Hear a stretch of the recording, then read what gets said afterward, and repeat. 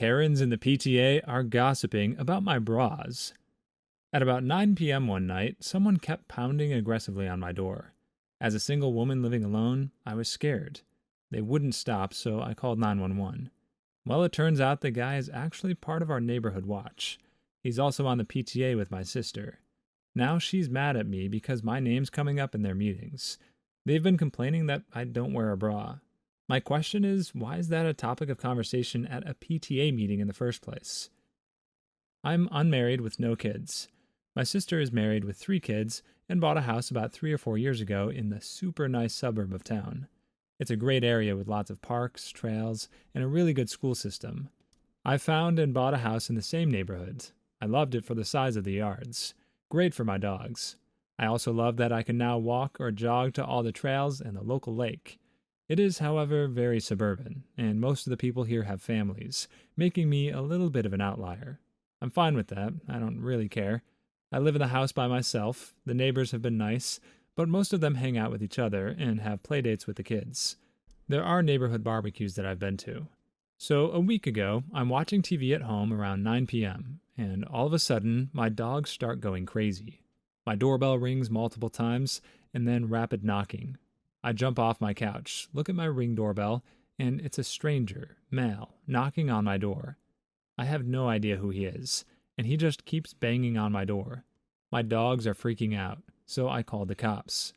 He goes away after about 5 to 7 minutes. The cops show up 20 minutes later. I show them the video. They told me they know who it is.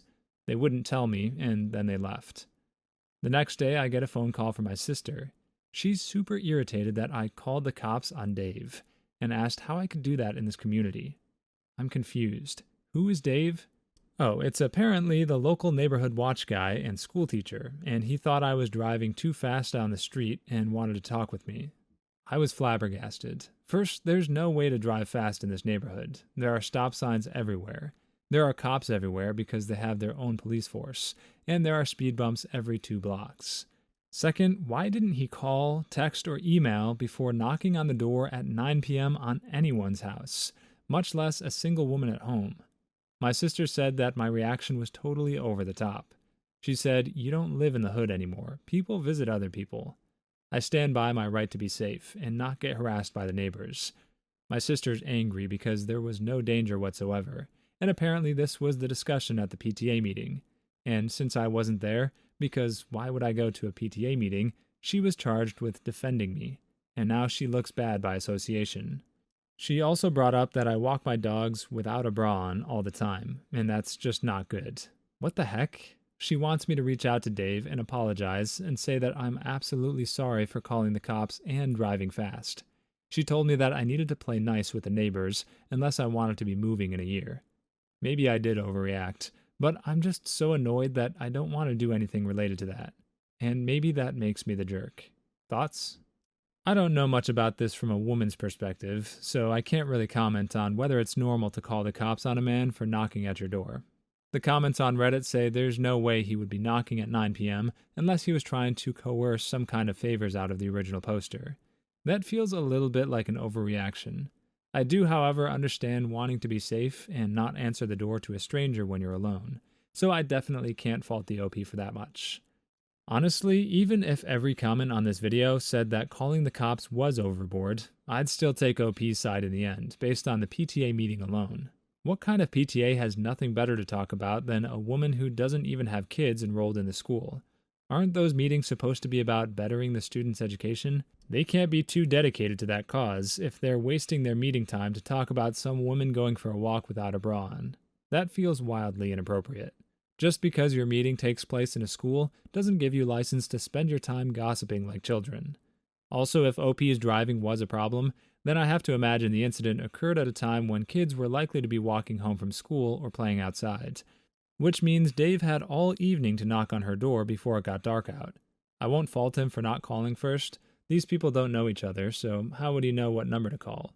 But there's an appropriate time of day to have this sort of conversation. He broke that particular rule of etiquette, and now he's trying to assassinate OP's character out of embarrassment. Grow up, Dave.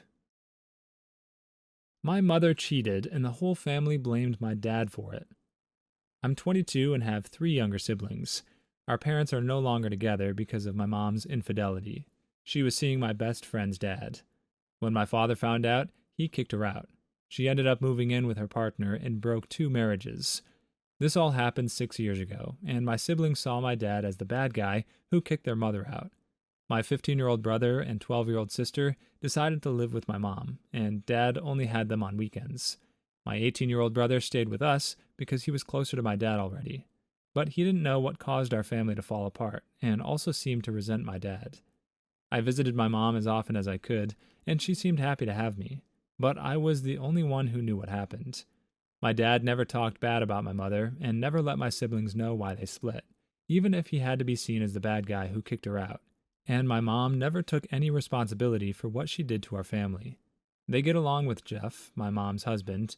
I did at first, but lost a lot of respect for him when he went after my mom. My dad will get married to Rose this October 21st, my late grandma's birthday, and he told my siblings that he wished to have them with him. They started being so mean to him and basically shaming him for getting married. They accused him of cheating because he started dating Rose a long time ago. Even my 18-year-old brother did. They really hate Rose because she came into our lives just 6 months after my mom was kicked out. So I asked them to stop. My dad isn't confrontational, so he told me to leave it at that. They started accusing Rose of being the reason my parents fell apart, but I told them that the reason was my mom's infidelity. Their faces turned red. They asked me if I was joking, but I said no. They got back to my mom's house, and 2 days later, they were back asking to stay with my dad full time. Apparently, they confronted her and her husband about what happened. I called my mom to see if everything was okay, but she didn't answer. I went to her house, and she was distant. We didn't talk much about it. Her husband texted me later to call me a jerk for telling my siblings about my mom's cheating, and they seem to hate her now. I know it's hard for my mom now because she loves us, but my dad shouldn't be seen as the evil person, and she as the great flawless parent. Plus, Rose shouldn't be seen as a homewrecker when my mom is. Am I the jerk for letting my siblings know the real reason why my parents got divorced? This OP's siblings are a pretty good analogy for most of Reddit. Each time they think someone's cheating or hear an accusation with no proof, the claws come right out. Every comment talks about every form of misery the mom deserves to suffer for the rest of her life. There's no such thing as a redemption arc on Reddit. What the mom did was wrong, and it's good that the truth came out, but the cheating alone doesn't prove she never deserves to be happy. The one thing I do have trouble forgiving, however, is the sheer amount of time this mom spent lying. Not only that, but it sounds like she never did much to stand up for Rose or the father. When someone's agreed to keep your secret, pretty much the least you can do is be an ally to them. In fact, it's basically mandatory if you want to ensure that your secret gets kept. So while I wouldn't typically say that the mother deserves too much venom for something that's years in the past, the ongoing deception is what makes it truly awful. Cheating is terrible, but you can move on from it and become a better person. Thanks to the mom's lies, however, this isn't something that happened years ago. From the perspective of the children, it's fresh. They just learned about it. I really hope this family is able to work out their drama in the end. But in the meantime, at least Rose and OP's father are finally getting some of the respect they've been denied for so long. That's been long overdue for some time now. If you made it this far in the video, consider liking and subscribing for more videos coming. Toxic friend calls his exes crazy when he's a narcissist. I have a friend, Bill. We are part of a whole group who have been friends for at least 10 years, and some of the men and women have ended up marrying each other. The point is, we have all known each other for a very long time. Now, Bill has always displayed narcissistic personality traits, especially in his past relationships. He's a very condescending person and thinks that he's better than everyone else because he has a well-paying job, owns his own house and car, all of that. In comparison, some of the other guys still live with family and such. In his mind, they haven't grown up, and he's better than them. It's usually easy to ignore because he's very charismatic and brings in new people to the group. In past relationships, he's been really awful, giving girlfriends a checklist of stuff they need to change to be with him and commenting on their appearance. But because a lot of this was years ago, I think most of us hoped he'd grow out of it. He always describes all of his exes as crazy, and we usually believed him. Some we could confirm were crazy because we met them, and with the ones we didn't meet, we just believed his stories. Enter his new girlfriend, Sarah. They started dating in July of 2021. We all got to know her, and she's awesome. She's very down to earth and friendly. She's basically become friends with everyone. Well, Bill asked Sarah to move in with him at the end of April 2022. She did, since she saw the relationship getting more serious. Then, at the end of June 2022, Bill randomly broke up with her. When asked what happened, he says that he just hated that his house no longer felt like his house because of all of her stuff, which everyone thinks is ridiculous. While unfortunately, with the housing and rental market being what it is right now, Sarah had trouble finding a place to move that would meet her needs.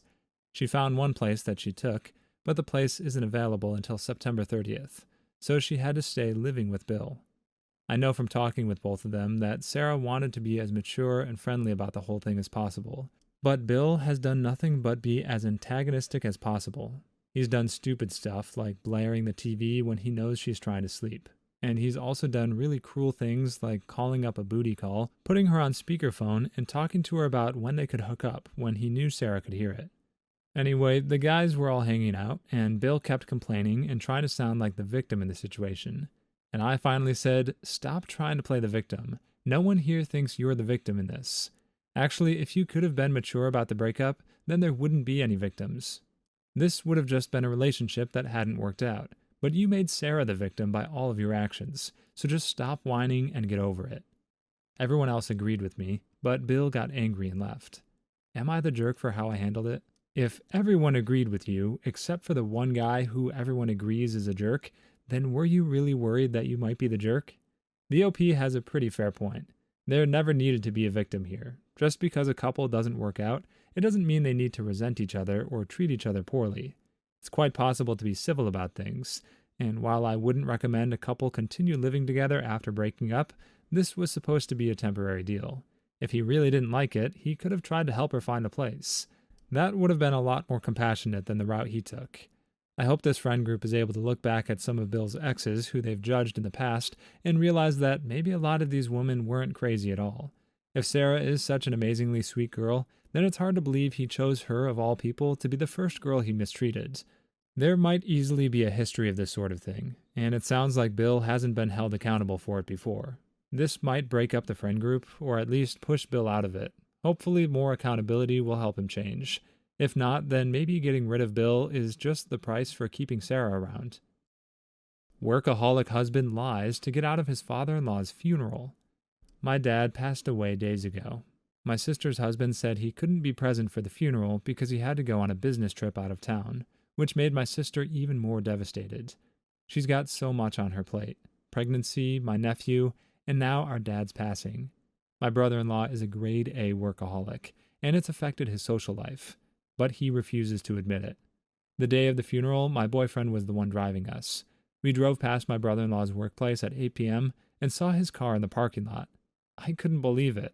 I know his car well, since he used to drive me to school with it sometimes. I took a picture of it and sent it to my sister. My sister was losing it, so my boyfriend suggested we bail. He dropped me off at my friend's house, and later I found out that my sister found that her husband was in town the entire time. But he lied so he wouldn't have to skip work for the funeral. There was a huge blow-up, and he called me yelling, saying I had no business stalking him at his workplace and taking pictures of his vehicle. My family are mad at him, but also at me because they said I stirred up drama and caused my sister more grief now that she's arguing with my brother-in-law about him purposefully missing the funeral. My boyfriend said I did the right thing, but am I the jerk? I know I said on the cheating thing that a person can do something terrible and still become a better person afterwards, but this really takes the cake. Caring about your work is one thing, but paid time off isn't just for illness, it's also for tragedy. There's a very high chance that this guy could have supported his wife without hurting their bottom line. It's really hard for me to empathize with someone who could just abandon their spouse during an hour of need. I also can't understand someone who would abandon a sibling. What's this thing about OP deciding to bail when the sister got worked up? That seems crazy to me. In any case, a lot of people in the comments are debating whether OP really needed to send this picture immediately on the same day of the funeral, or if OP should have waited a day or two to sit her sister down and calmly tell her the situation. What do you think? Is this the kind of secret you tell right away, or would you have eased the sister into it? Feel free to share your thoughts in the comments below. Please leave your stories in the comments. I'd love to make a video of them in the future. Also, don't forget to like and subscribe.